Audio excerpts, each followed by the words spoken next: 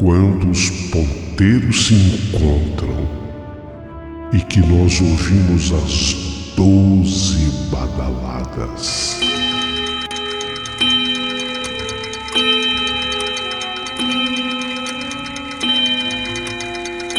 A hora que se anuncia é meia-noite.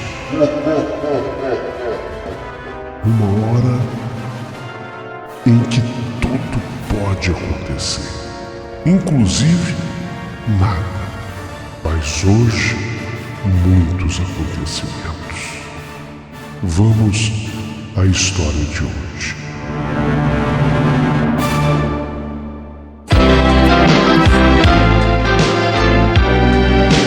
Rádio Emoção. Paulinho Boa Pessoa. A verdade de cada um.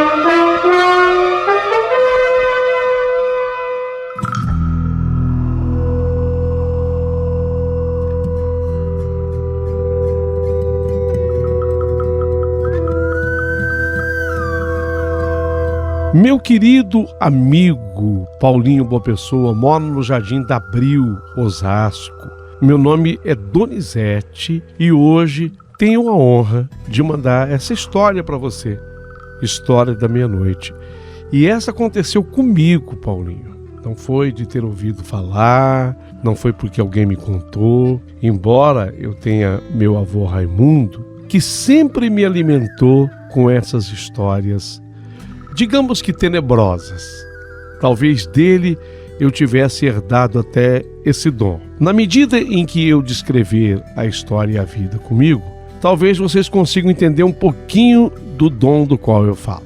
Mas vamos aos fatos dessa história. Eu tinha naquele momento acabado de entrar na faculdade. Consegui, as duras penas, passar no exame vestibular. Não era uma faculdade governamental, pública, não. Era uma faculdade particular. E eu tinha acabado de conseguir passar no seu vestibular. Nossa, eu estava muito cansado naquela época. Afinal, a vida, você sabe, nunca é fácil para um rapaz que queira vencer na vida. Porque eu trabalhava durante o dia e depois eu ia estudar. Eu ia para a minha faculdade. Como sempre, nesse país chamado Brasil de meu Deus, a história se repete. Era aquele jovem da periferia, eu no caso moro, como eu já disse, Jardim da Abril, aqui em Osasco. Então eu era um garotão, um jovem da periferia, que tinha conseguido até uma parte de bolsa de estudos numa faculdade que ficava distante daqui, porque eu saía do Jardim da Abril, Osasco, e eu ia estudar na zona leste de São Paulo. O pessoal que é de fora precisa ser posicionado. Eu saía da zona oeste, Osasco fica na zona oeste, eu ia para o outro lado, eu ia para a zona leste de São Paulo estudar de noite. Não era mole, não. E tinha que ser aquela faculdade, porque nela eu havia passado no vestibular e havia conseguido metade de bolsa, quer dizer, eu pagava 50% da mensalidade. Tinha que ser lá, ok? Tinha que ser lá. Eu tinha o meu emprego, trabalhava. Eu, na época, não era lá um trabalho dos melhores. Para pagar uma coxinha antes de eu ir para a escola, era difícil. E o restante dos custos que o curso em si acabava gerando.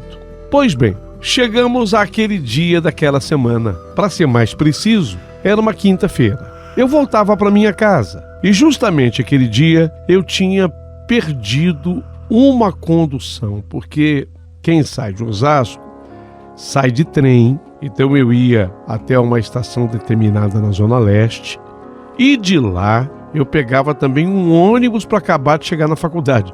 Não era mole não, a distância é grande. Quando eu cheguei na estação de trem, para pegar o ônibus que me deixava no comecinho da aula lá na faculdade, eu perdi aquele ônibus. Atrapalhou toda a minha vida. Primeiro que eu cheguei atrasado na faculdade. E depois tive, porque a matéria era muito importante, que copiá-la de uma aluna que me emprestou um caderno. Olha, eu só sei dizer que eu saí da faculdade já passando da meia-noite com dificuldade imensa de pegar uma outra condução. Só consegui realmente chegar à estação de trem num horário bastante avançado. Ainda peguei o último trem, não sei por que cargas d'água. Deu certo. Só que quando eu cheguei na minha casa, de volta ao Jardim da Abril, eu teria que fazer uma bela caminhada, porque já não tinha mais ônibus. Aí é que começa, de fato, a minha história. No caminho até a minha casa, tinha na época uma praça ali por onde eu passava. Esta já era bem antiga, esta praça. Foi fundada há muito tempo atrás. E nessa praça tinha um coreto bem no meio, um coreto com árvores grandes e velhas cercando o local. Se já não me bastasse todos aqueles problemas, ainda fazia frio, estava uma noite fria. E o frio de São Paulo, vocês sabem, meus amigos, é de matar, é de doer. Para completar, uma leve garoa, uma leve neblina tomava conta de toda a região. E muitos dos postes de luz ficaram com a luz bem fraquinha, por sinal. Alguns não funcionavam, lâmpada queimada. Mas os que funcionavam, a lâmpada bem fraquinha, e sem contar que você olhava para o clarão da lâmpada, da luz, havia ainda aquela garoa que criava uma espécie de uma cortina que tirava um pouco do brilho da luz. Eu estava com medo já. Levantei a gola da minha jaqueta e comecei o meu trajeto. Quando eu passei pelo coreto daquela praça, eu ouvi ali um estranho barulho que vinha de dentro do coreto. Hoje seria natural, provavelmente alguém pudesse estar dormindo no coreto, mas naquela época que eu fazia faculdade, não, isso não era nada comum de acontecer ali.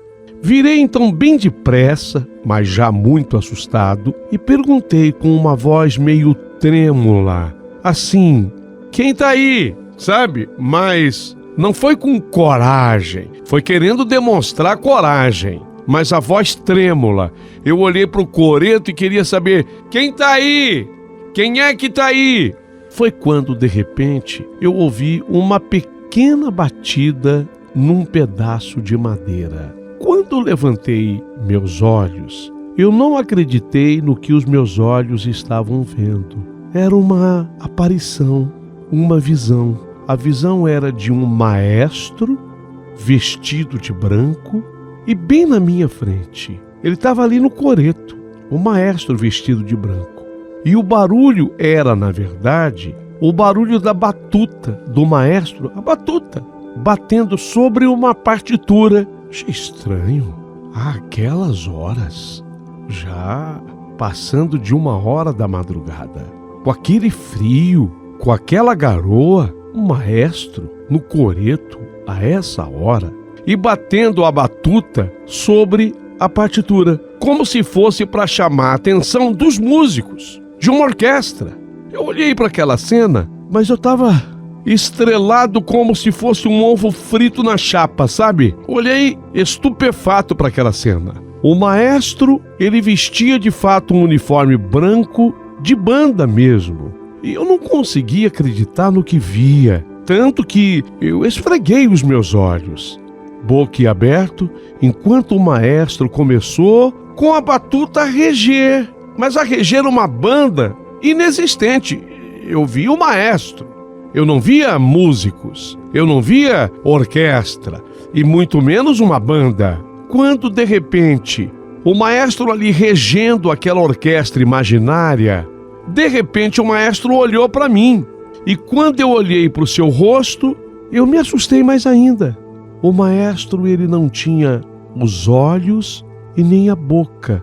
Era como se fossem furos num rosto branco e anuviado como fumaça. Meu Deus, o que eu tô vendo? Que visão é essa? Enquanto o maestro olhava para mim, ele desceu o braço dele bem devagar. Na época, eu achava que ele estava aguardando os aplausos. Sabe porque ele desceu assim os braços devagar, como que na base do cumprimento do artista para com a plateia, tipo, aguardando os aplausos. Quando eu ameacei de aplaudir o maestro, começou a descer as escadas do coreto, o maestro, de forma bem lenta. O maestro, ele via praticamente curvado assim o corpo, aguardando os aplausos. No que eu ia começar a aplaudir, ele começou a descer as escadas do coreto bem devagar. Meu amigo Paulinho Boa Pessoa, quando eu vi essa cena e daí para frente, eu não me lembro de mais nada. Eu só me lembro de ter dado as costas àquilo que eu estava vendo e eu saí correndo por aquela praça feito um doido, feito um maluco. Eu não sei determinar exatamente quanto tempo eu demorei para chegar na minha casa, mas olha, eu demorei pelo menos uns 20 minutos para retomar o meu fôlego, a minha respiração normal. Isso eu demorei. A minha mãe, quando eu entrei em casa, ela olhava para minha cara, que naquela hora já estava tão branca quanto a cara do maestro que eu tinha visto há pouco. E mamãe me perguntava: filho, o que foi? O que te aconteceu? O que foi, Donizete? Filho, fala comigo, o que aconteceu? Quando eu consegui falar, eu expliquei para minha mãe. Mãe, não foi nada assim de assalto. Não foi nada de assalto, mãe. E quando a minha mãe escutou, porque eu narrei para a mamãe o que acabei de narrar para vocês aqui, a mamãe levou a mão à boca e ela quase desmaiou. Filho, não me diga isso. Digo, mãe, pois foi exatamente o que aconteceu.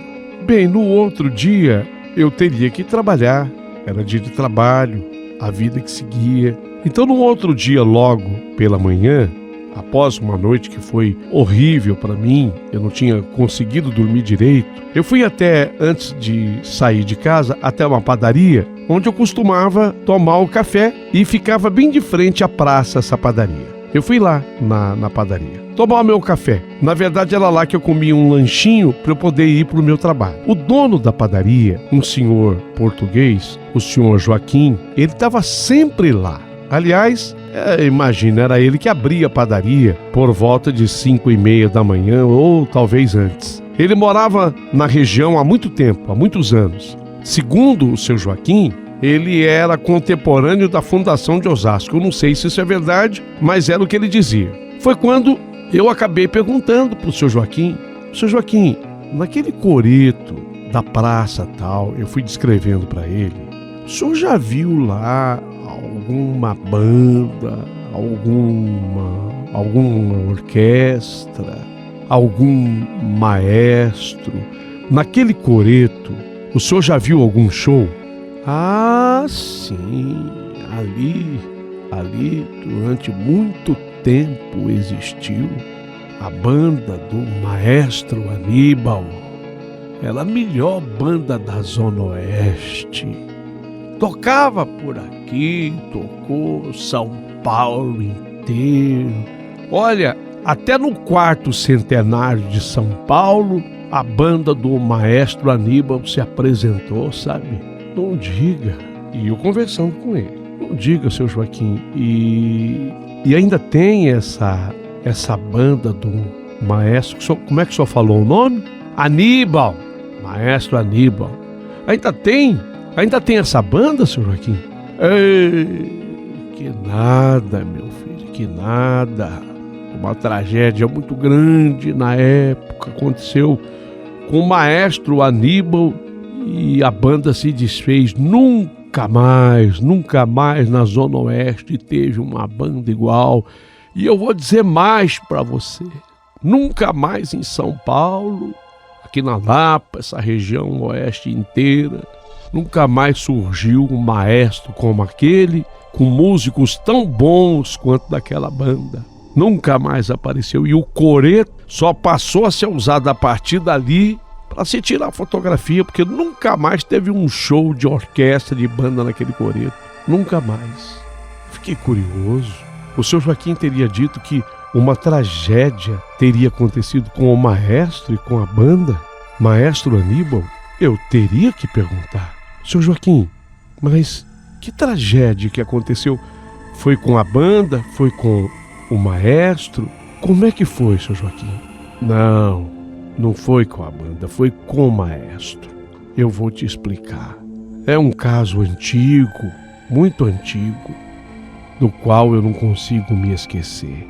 Foi assim, o maestro Aníbal, ele tinha um caso com uma mulher, que essa mulher era casada. Esse homem com o qual a mulher era casada, ele tinha uma fazenda aqui onde hoje é Santana do Parnaíba, exatamente ali, onde inclusive é a cidade de Santana do Parnaíba. O homem era fazendeiro, rico e muito poderoso. Era casado com essa mulher. E o maestro, ele se apaixonou por essa mulher enrabichou atrás do maestro Aníbal. E eles começaram a ter um caso, você está me entendendo? E depois esse caso foi prosperando, a coisa foi crescendo. E o maestro, que era muito bom músico, muito bom artista, ele dominava piano. Ele era maestro, mas ele tocava também piano. Ele compôs ao piano uma música para homenagear a sua amante, a mulher do fazendeiro, o homem que tinha fazenda em Santana do Parnaíba. Só que o marido dessa mulher descobriu tudo, e contaram para o maestro tudo. Olha, contaram até que aquela música que o maestro se emocionava tocando ao piano, o maestro chegava a chorar. Ele estava tão apaixonado pela mulher que quando ele tocava essa música, ele compôs em homenagem à mulher, ele chegava às lágrimas. E contaram para o marido dela que quando o maestro Aníbal tocava aquela música que ele chorava, era pensando na mulher dele, aquela música tinha sido feita para a mulher dele. O homem ficou sabendo disso tudo, o homem era poderoso. Ali naquela região Santana do Parnaíba, ali grandes terras, muitas terras ali. Inclusive a fazenda dele acabou virando um condomínio ali na região de Santana do Parnaíba. E quando esse homem ficou sabendo dessa história da música composta pelo maestro Aníbal para a mulher dele, esse marido traído, ele foi numa exibição do maestro com a sua orquestra, do maestro com a sua banda. Ele ficou vendo lá a exibição e teve uma hora que o maestro pediu licença aos músicos, porque ao piano o maestro iria tocar a sua composição. E de acordo com as palavras do maestro, era a música mais linda que ele sabia tocar. Era justamente aquela. E o maestro, quando começou a dedilhar aquele piano, que ele começou a tocar, que ele começou a chorar, que a plateia se emocionava, eis que o fazendeiro, o marido traído, surgiu no meio da multidão que se reunia. Era domingo de tarde, por volta de umas 18 horas, juntava aquele povaréu todo para ver o maestro e a banda. Ele surgiu com uma garrucha, dois canos a garrucha. E ele apontou essa garrucha, dois canos, na direção do maestro e deu muito de perto. Foi quase tiro a queima-roupa. Deu 2 tiros na cara, porque os tiros saíam duplo, né? 2 canos a garrucha, a arma que ele usava. Ele deu 2 tiros de cada vez no rosto do maestro. Meu Deus, seu Joaquim, que história, seu Joaquim. Parece que você está assustado. Tô sim, senhor, tô assustado. Ei, rapaz, eu sei que os tiros pegaram nos olhos do maestro. Os 2 olhos foram feridos. O maestro ficou sem os olhos. Os buracos nos olhos. Outro tiro acertou, foi na boca do maestro, de forma que os miolos do maestro explodiram e foram atirados até contra os músicos que estavam atrás na orquestra. Um dos músicos mostrou depois o blazer, o paletó, com os miolos do maestro. Você acredita? Meu Deus do céu, acredito sim, senhor. Mas parece que você está assustado, Donizete. O que foi? O seu Joaquim, vendo o meu susto, chegou a perguntar o que foi, até com um meio sorriso nos lábios. Chegou inclusive a rir. Deu um pouco de risada da minha cara. E aí eu contei para ele o que na verdade me assustara tanto. Eu tinha visto, naquela noite passada, o fantasma do maestro. E aí o seu Joaquim disse que eu não era o primeiro a ter tido a visão. Outras pessoas haviam contado exatamente a mesma coisa para ele. E a conclusão a que se chega é a seguinte: é que o fantasma do maestro sempre agia da mesma maneira, como se estivesse procurando o marido traído para se vingar. Como se eu fosse o marido traído naquela hora. Olha, a verdade é a seguinte: depois daquele dia, quando eu me atrasava lá na faculdade, eu dava um jeitinho de dormir por lá mesmo. Avisava a minha mãe na época, nem pensava em existência de celular. Se houvesse, teria sido uma facilidade. Mas eu acabava arrumando um canto para eu ficar. Nunca mais eu enfrentei aquele trecho da estação de trem a Jardim da Abril a pé. Nunca mais. Eu tinha grande medo. Por isso, eu dava um jeitinho. Fiz amizades na faculdade. Fiz amizades com pessoas amigas que não me negavam pouso. Olha, hoje eu vou precisar ficar na tua casa, tem problema? Eu preferia isso do que enfrentar aquele medo da madrugada. Eu não sei, mas às duras penas e por pura necessidade foi que eu concluí aquele meu curso universitário. Felizmente, concluí de fato o curso, porque hoje é desta profissão da qual eu vivo.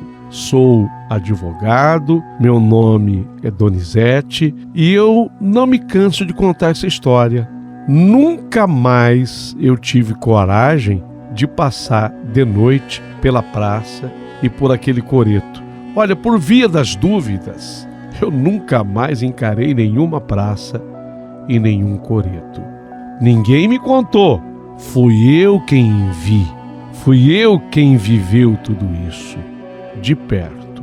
Pena que o seu Joaquim já não tem mais a padaria e nem vive mais. No lugar daquela padaria hoje é um supermercado. O mundo é assim, está sempre em constante evolução.